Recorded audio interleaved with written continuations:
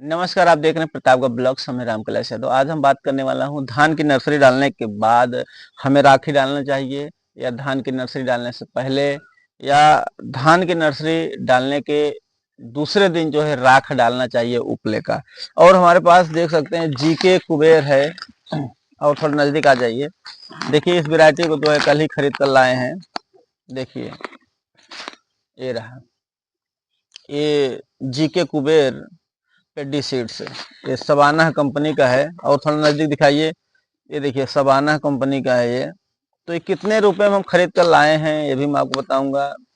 साथ ही साथ जो सबसे महत्वपूर्ण चीज है इस राखी का है कि जो राख होता है उपले का, उधर दिखा दीजिए। देखिए हमारे उधर खाना बन रहा है कि उपले का, उपले पर ही खाना बनता है।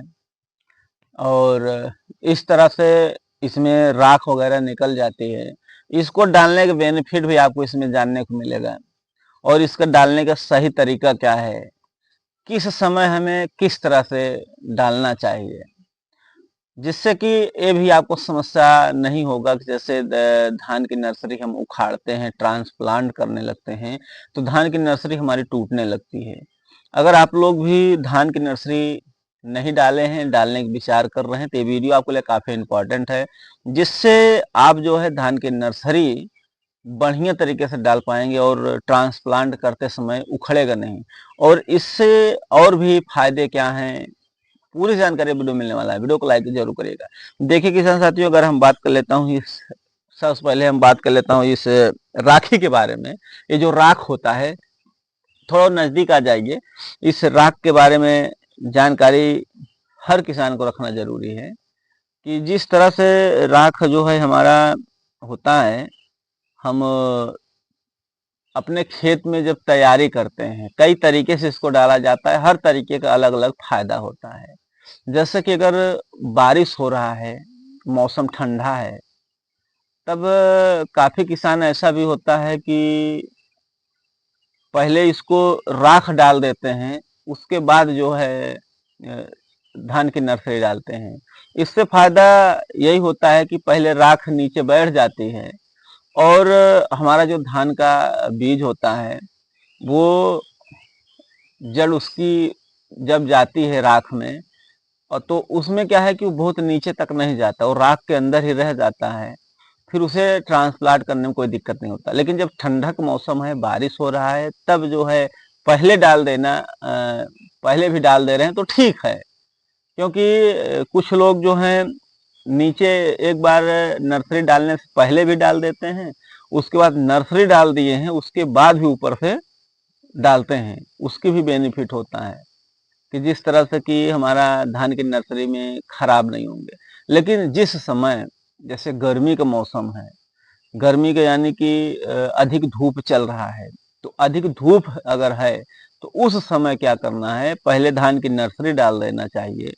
उसके बाद आप उसके दूसरे दिन, कुछ किसान उसी दिन भी डाल देते हैं और कुछ किसान के देखने को मिलता है कि उसके दूसरे दिन भी डालते हैं।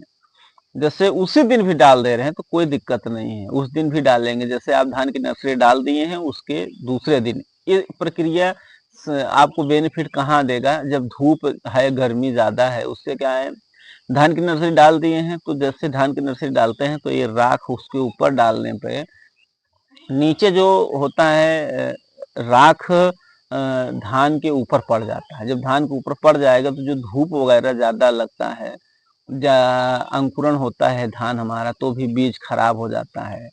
तो क्या है कि धूप लगने की वजह से जड़ें खराब हो जाती हैं।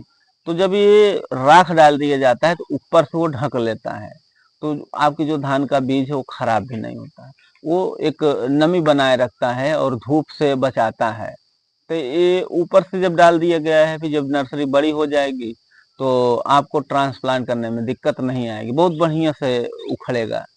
और कुछ किसान हैं धान की नर्सरी आज डाल दिए हैं, शाम को डाल दिए हैं और उसके दूसरे दिन जो है डाल देते हैं। जैसे दूसरे दिन सिंचाई किए, हाँ जैसे मौसम उसके हिसाब से सिंचाई होता है।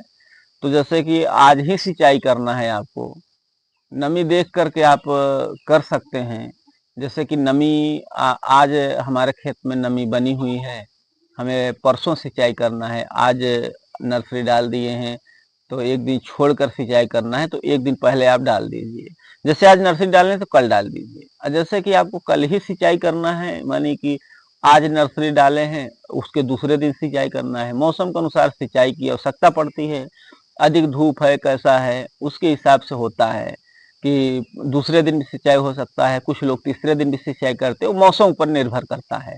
जैसे आप आज नर्सरी डाल दिए हैं, कल सिंचाई करना है, तो आप सिंचाई करने के बाद जो है इस राख को डाल दीजिए, सिंचाई करने के बाद।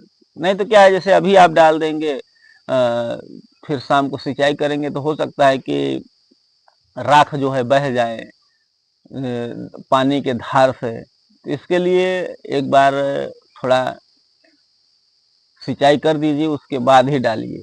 या तो आप नर्सरी डाल दिए हैं, उसके दूसरे उसी समय जो है नर्सरी जैसे डाले हैं उसी समय आप इस राख को डाल सकते हैं।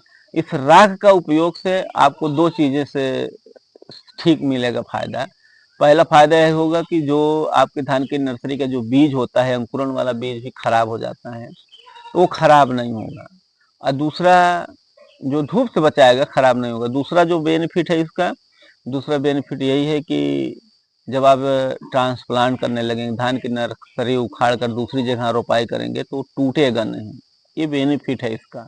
और इसमें आपको मात्रा की बात करें तो जैसे आपका खेत हो, जितना आप धान की नर्सरी डाले हैं उसके हिसाब से आपको इसमें राख की जरूरत पड़ेगी। अभी तो बहरहाल सबके घर में मिल जाता है। अब देखिए, बात कर लेता हूँ, ये जी सावाना जो हमने लाया है, दिखा दीजिए थोड़ा।